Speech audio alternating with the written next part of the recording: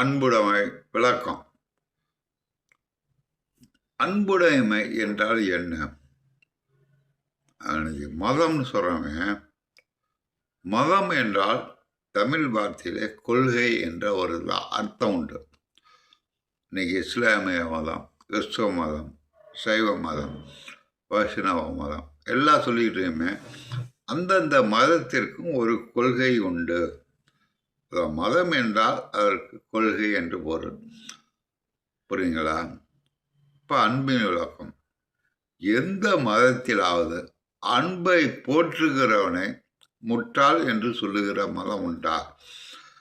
எல்லா மதமுமே அன்பை போற்றுகிறவனை தான் கடவுள் என்று வணங்குகிறது.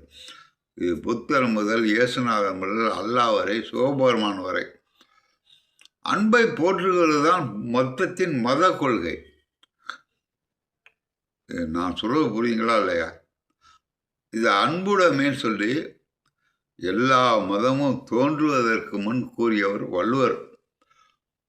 நாம் சொல்லியிருக்கோம், எங்கள் மதம் உங்கள் மதம் எங்கள் மதம் போட்டு உடைங்களா. இந்த மதங்கள் தோன்றுவதற்கு முன்னாடியே 2000 வருஷத்துக்கு முன்னாடி எவனுக்கும் தெரியாது. சத்தியமாக 2000 முன்னு சொல்லியிருப்பான். எப்போ எழுதினாலும் எவனுக்கும் தெரியாது. கரெக்டாக டேட்டு தெரியலாம் தெரியாது. இந்த மதங்கள் என்பது கொள்கையுடைய ஒவ்வொருத்தன் ஆப்பிரிக்காவில் வாழ்வான், ஆஸ்திரேலியாவில் வாழ்வான், லண்டனில் வாழ்வான். அவனுக்கு வாழ்கிற கொள்கைப்படி வாழ்கிறவன் தான் அது மத கொள்கை. அவனுக்குள்ள கொள்கையுடைய வாழ்வான். அல்லாஹ் வேண்டுவான், இயேசுவ வேண்டுவான், சிவபெருமான். இதுதான் மத கொள்கை.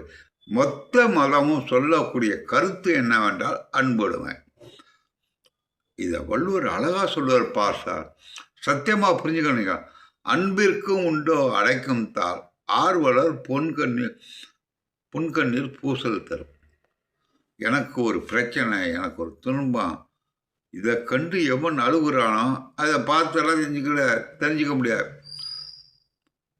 நான் என் பிரச்சனையை சொன்னால் அவன் கண்ணிலேருந்து நீர் வழிஞ்சா என் பிரச்சனையை அவன் தெரிஞ்சுக்கிட்டான்னு அர்த்தம். இதுதான் சார் அர்த்தம். அன்பிற்கும் உண்டோ அடைக்கும் தாள் ஆர்வலர் பொன்கண்ணீர் பூசல் தரும். இது கிறிஸ்தவ மதமாக இருந்தானே, இந்து மதமாக இருந்தானே, சைவ மதமாக இருந்தான், வைஷ்ணவ மதமாக இருந்தானே, புத்த மதமாக இருந்தானே சார், மனிதன் புரிந்து கொள்ள வேண்டும். மதம் என்பது கொள்கையுடைய, இவன் எந்த நாட்டிலே வர எந்த கொள்கையோடு வாழட்டும், மனிதன் என்ற வாழ்க்கை அவனுடைய எண்ணத்தை புரிந்து கொள்வது தான் மதம். இதை எவனுமே புரிஞ்சுக்கிறது இல்லை சார். நீங்கள் மதங்களில் பேரில் சண்டை